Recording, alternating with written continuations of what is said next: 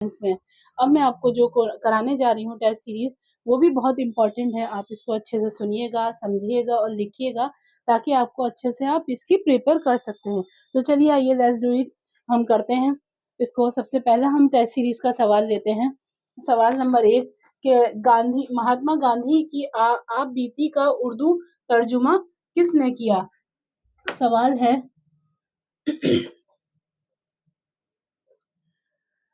महात्मा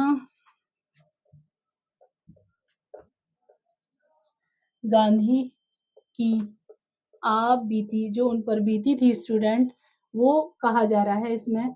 आप बीती, यहाँ से इसकी कॉमा लगेगा। आप बीती का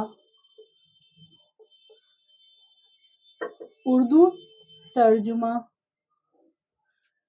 किसने किया? किसने किया है? तो जवाब में मैं लिखूंगी इसका सैयद अब्दुल आबिद हुसैन। सैयद आबिद हुसैन स्टूडेंट, ये है सैयद आबिद हुसैन ने उनकी आप बीती का तर्जुमा किया था। अब दूसरा सवाल है शख्सियात का वाहिद बताइए। स्टूडेंट, अब दूसरा सवाल है कि शख्सियात का वाहिद क्या है? तो ये जो है वो जमा है, अब हमें उसका वाहिद बताना है। सेकंड सवाल है हमारा शख्सियात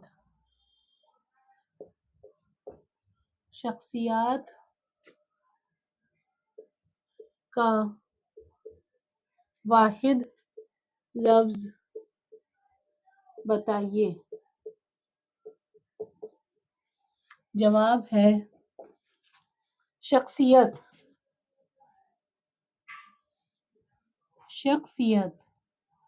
स्टूडेंट, शख्सियात जो है वो जमा है, जमा का वाहिद लफ्ज बताना है हमें, तो हमें उसका आएगा शख्सियत।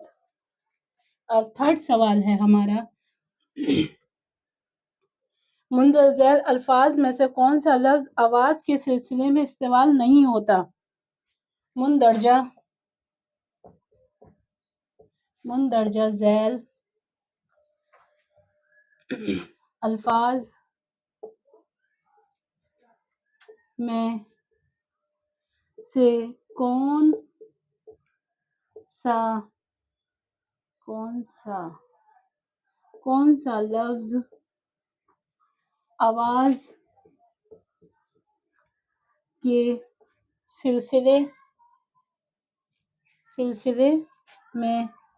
के सिलसिले में इस्तेमाल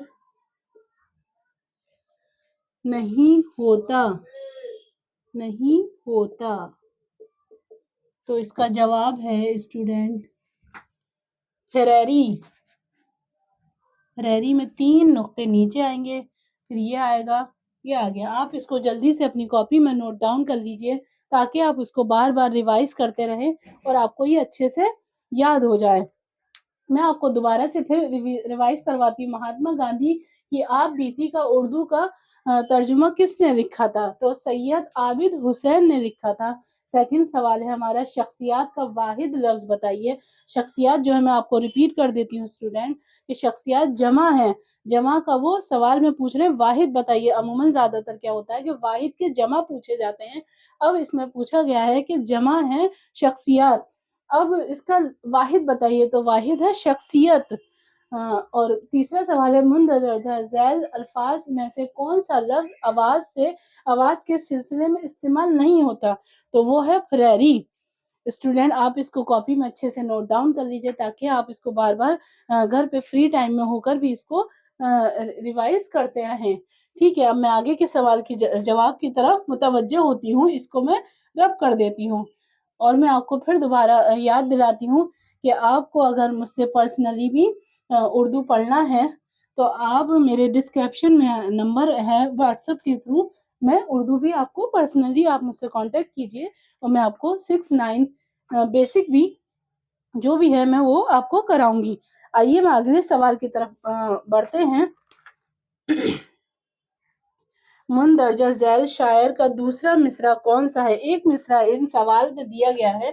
पहले हम इसकी हेडलाइन डालते हैं मुंदरजा झैल मुंदरजा झैल शायर शेर का दूसरा, यानी कि पहला मिसरा इन्होंने दिया है, उस मिसरे को हमें कंप्लीट करना है। जैसे कि बताती हूँ मैं अभी आपको, कौन सा है, ये सवाल क्वेश्चन मार्क आ गया। अब आ गया धरती का रस डोल रहा है दूर दूर तक खेतों के, ये हमारा दूसरा मिसरा है जो इन्होंने दिया है। पहला मिसरा पूछा है, दूसरा दिया है धरती, अभी ये जवाब नहीं है, सवाल ही है स्टूडेंट। धरती का रस डोल डोल रहा है दूर दूर तक खेतों के। अब जवाब पूछा है इसका, पहला मिसरा बताइए, तो हरियाले वो आंचल धानी दिवाली के दीप जले, इसका जवाब है हरारे हरियाले वो आंचल आंचल धरती दिवाली के दीप, दीप में 3 नुक्ते आएंगे, दीप जले, जले में 1 नुक्ता आएगा। ये हो गया हमारा 4th क्वेश्चन। मुंदरजा झैल शायर का दूसरा मिसरा कौन सा है? इन्होंने पहला मिसरा दिया है, धरती का रस डोल रहा है दूर दूर तक खेतों के, तो है हरियाली वो आंचल धरती दिवाली के दीप जले। आगे के क्वेश्चन में हम पहुंचते हैं, कालिदास किस जबान के शायर थे? इन्होंने पूछा है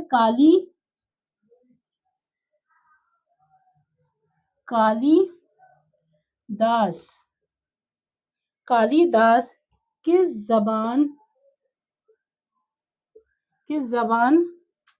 के शायर थे? तो हमारा जवाब है संस्कृत। कालिदास संस्कृत के शायर थे। चौथा है, शरत चंद्र चटर्जी के नॉवेल पर बनी पहली फिल्म किस जबान में थी? शरत चंद्र चटर्जी, थोड़ा वर्ड जो है वो थोड़ा सा कंफ्यूजन वाला है, तो इसलिए मुझे रुक कर समझा कर बोलना पड़ रहा है। चंद्र चटर्जी के नॉवेल पर बनी पहली फिल्म किस जबान में थी? किस जबान में थी? शरत चंद्र चटर्जी के नॉवेल पर बनी पहली फिल्म किस जबान में थी? तो जवाब है स्टूडेंट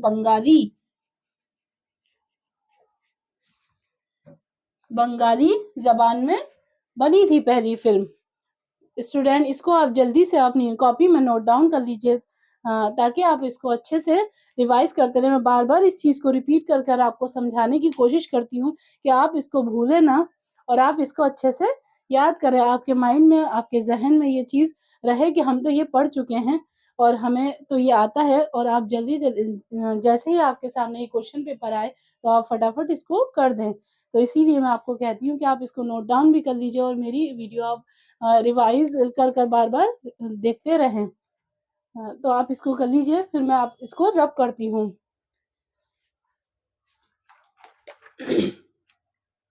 आगे की सवाल की तरफ हम चलते हैं।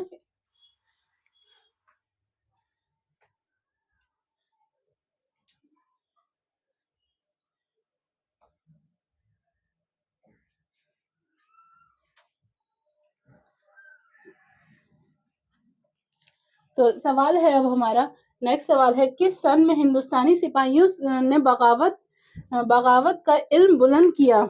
स्टूडेंट अब इन्होंने पूछा है कि हिंदुस्तान किस सन में हिंदुस्तानी हिंदुस्तानी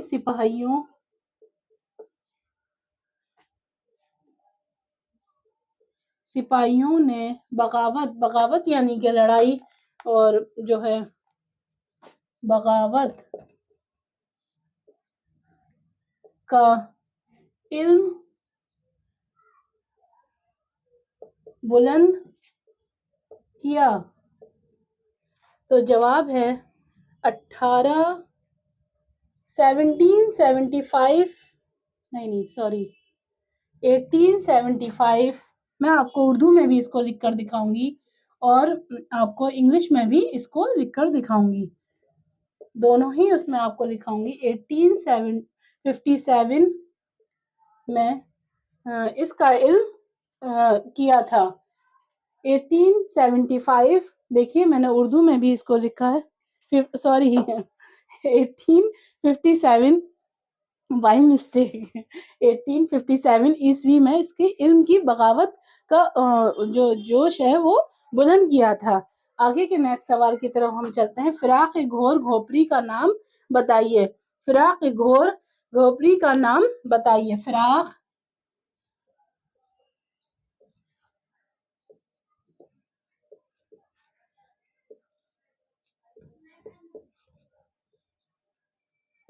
घोपरी का नाम बताइए। तो जवाब है रघुपति सहाय फिराक। इसका पूरा जवाब है रघुपति